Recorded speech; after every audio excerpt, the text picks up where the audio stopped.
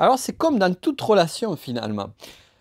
La façon dont tu vas interagir avec ton audience et le niveau, les degrés que tu vas franchir avec celle-ci vont impacter tout le reste. Ça va te permettre d'avoir plus de clients ou moins et de développer cette clientèle-là et de créer un véritable lien. On parle d'audience aujourd'hui, on parle de comment mieux trouver et puis mieux gérer sa relation avec son audience. Donc si toi aussi, tu rêves de transformer tes connaissances en or et de transformer ce rêve en réalité et créer ton propre empire, que ce soit un empire byzantin, un empire romain ou que sais-je d'autre, bienvenue sur le podcast Business de la connaissance. Je suis Nico Eupen et je suis ravi de te recevoir à nouveau sur ce podcast. On va s'asseoir tranquillement sur mon fauteuil Chesterfield. Ah, là, on est bien et on va pouvoir parler de tout cela en détail. Avant cela, deux annonces d'intro importantes. La première, une annonce, on va dire, plus ponctuelle et exceptionnelle. J'ai sorti une formation qui me tient beaucoup à cœur parce que je sais qu'elle va pouvoir t'aider un maximum, qui t'aide à créer ton audience, à développer ton audience en partant de zéro. Enfin, ou même si tu pars de zéro, si tu pars pas de zéro, tu vas avoir quand même des outils qui vont t'aider. Tu vas avoir beaucoup d'outils parce que quel que soit ton niveau d'avancement, ça va t'aider. Donc, je t'invite à regarder le lien qui est en dessous. Et second point, c'est de noter ce podcast. Un 5 étoiles, ça serait super. Merci, merci, merci à toutes celles et ceux qui ont noté. Et surtout, et plus encore, à celles et ceux qui ont laissé un commentaire sur mes podcasts. C'est juste génial et ça m'aide énormément. Vous n'avez pas idée à quel point ça peut m'aider. Ça m'aide à développer.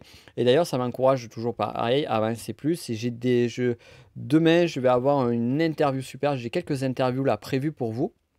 Donc, je vais effectuer ces interviews-là demain avec un invité qui va être très très différent. Ça va nous amener un superbe vent de fraîcheur. Je pense que tu ne connais peut-être pas, ou si tu t'intéresses un peu à d'autres domaines comme la philosophie, comme la pédagogie, l'apprentissage, peut-être que tu l'as vu passer. Donc ça, c'est l'interview que je vais faire, que je vais enregistrer demain. Vendredi, une interview avec une entrepreneuse qui a fait vraiment de chouettes choses, qui a une très belle énergie, donc j'ai hâte aussi. Et lundi aussi, un invité, une pointure que j'ai le plaisir aussi d'interviewer. Donc tout cela, tu vas le recevoir, c'est tous les lundis. Tous les lundis, tu as tes interviews sur le business de la connaissance. Et tous les jeudis, comme c'est le cas aujourd'hui, eh bien, tu as du contenu exclusif avec moi, où là, je te dis ce que je pense sur plein de sujets et ce qu'il convient de faire ou pas. Allez, on attaque le sujet et on va attaquer sur quelque chose de très simple, c'est les relations de façon générale. Lorsque tu vas dans un événement, on a tous connu ces soirées où on ne connaît absolument personne, où on a juste une seule et unique personne, son pote ou son ami, ou c'est juste une connaissance que l'on connaît, et on espère que cette connaissance-là, ou cet ami ne va pas se faire attraper par un groupe et nous-mêmes nous retrouver tout seuls, avoir ce gros moment de solitude où on ne sait pas à qui parler et où on ne peut parler à personne parce que finalement c'est pas évident de faire le premier contact. Et lorsque vient à nous une personne que l'on ne connaît pas, et bien du coup ce premier contact se fait.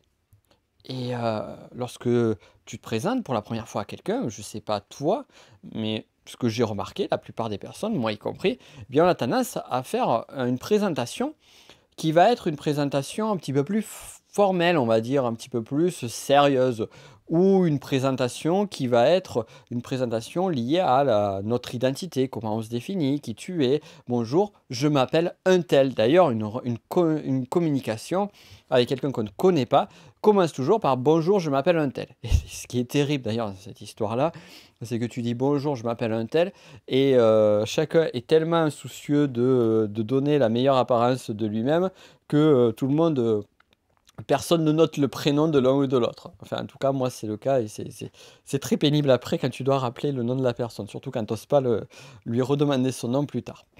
Donc voilà, donc là on se rend compte que créer le lien au départ, c'est quelque chose de compliqué, c'est quelque chose qui généralement va amener une dynamique, une attitude différente de la situation où tu es dans cette même soirée et tu viens avec ton pote et tu connais personne, sauf que, eh bien, au fond, tu vois un groupe de 3 personnes que tu n'avais pas vu, que tu n'attendais pas, et en fait ce sont des amis que tu n'avais pas vus depuis un an, mais des amis avec qui tu as vécu des expériences juste géniales.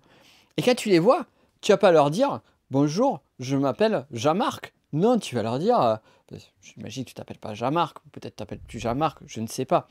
Mais tu vas leur dire: «Hey, comment ça va? Ça me fait trop plaisir de vous voir, ça fait longtemps qu'on ne s'était pas vu. Alors, qu'est-ce que tu deviens?»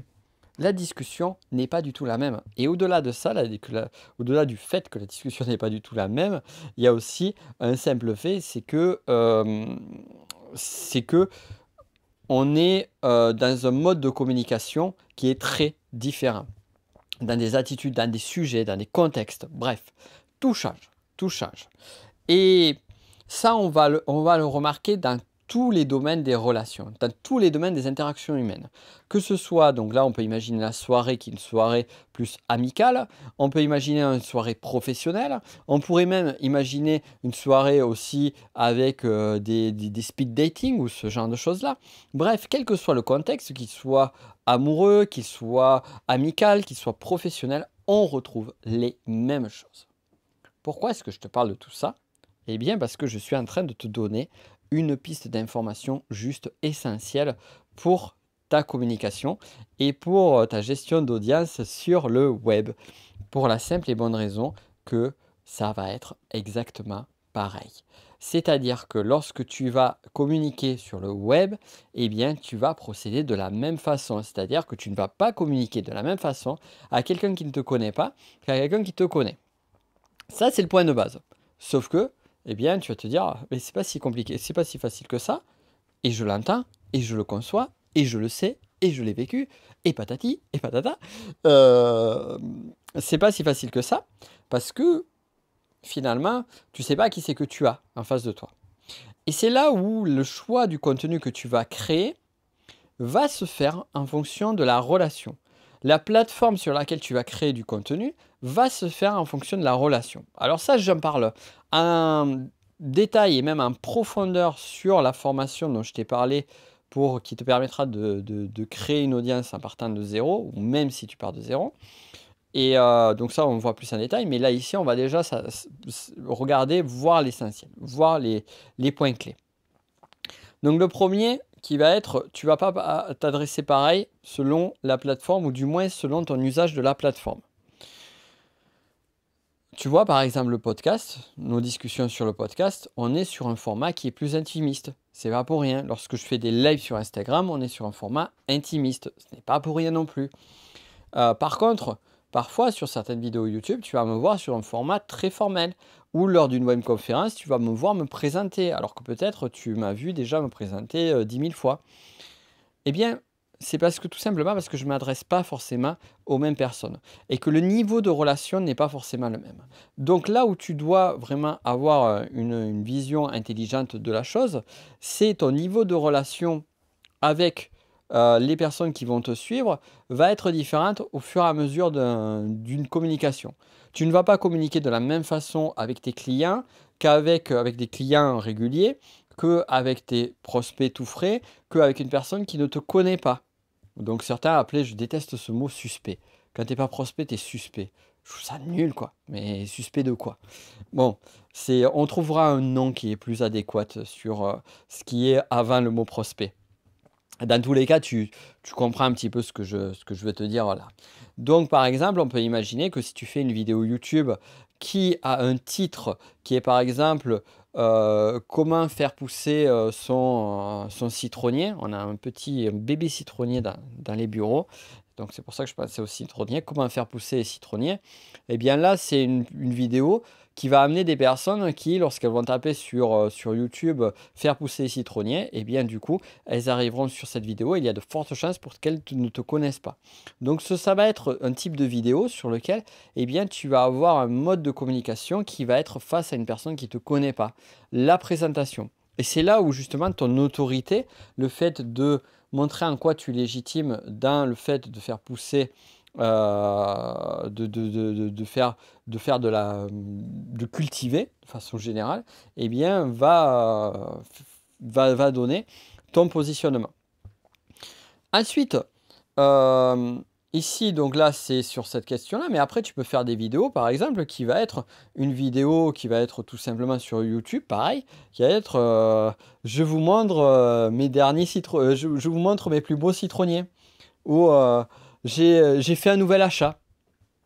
Et bien là, déjà, rien qu'au niveau du titre, on comprend que tu ne t'adresses pas aux mêmes personnes. Donc, dans ta communication à l'intérieur, elle va être différente.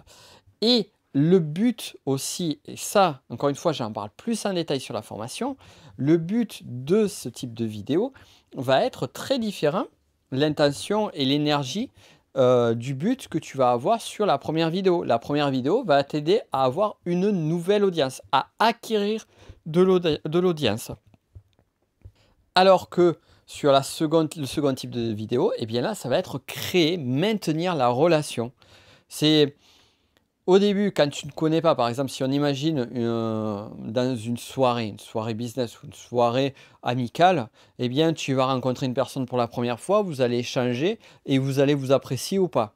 Si vous vous appréciez, eh bien, il va se passer quoi? Ben, vous allez échanger peut-être vos numéros de téléphone, vos emails ou autres. Ça marche aussi dans le domaine amoureux, c'est ça qui est intéressant, c'est que ça marche dans tout le domaine. Vous allez échanger vos coordonnées et après, ben, quoi? Soit vous vous recontactez ou soit vous vous recontactez pas. Mais lorsque vous vous recontactez, ça va être de façon différente, avec un mode de communication un petit peu plus, une relation un peu plus intime. Et progressivement, on va avancer sur le degré de la relation. Par exemple, aussi, on pourrait imaginer que tu vas vous voyer au début et qu'après tu vas tutoyer. Bon, tu comprends un petit peu l'idée. Mais lorsque tu vas faire par exemple, ce qu'on appelle les tunnels de vente, lorsque tu vas avoir tout un mode de communication avec ton audience, eh bien, ça va être la même chose. Tu vas pas, par exemple, vendre de la même façon à un public nouveau qu'à un public qui est déjà client chez toi. Tu vois, lorsque moi, par exemple, je propose une formation qui est le niveau d'après, qui est Master Enneagram, à mes élèves du technicien Enneagram, je ne vais pas du tout avoir le même type de communication parce que je sais que ce sont des personnes qui ont déjà suivi du contenu, qui ont déjà acheté des formations avec moi, qui sont déjà engagées et qui connaissent déjà la valeur de ce que je fais, qui ont déjà l'intérêt dessus. Donc l'effort sera moindre et la façon d'aborder sera beaucoup plus friendly, comme on dit. J'aime bien utiliser des anglicismes avec un accent du sud-ouest. Ça, je trouve que ça le fait bien. Voilà. Voilà, donc tu as compris un petit peu l'idée. On va aller plus loin ensemble.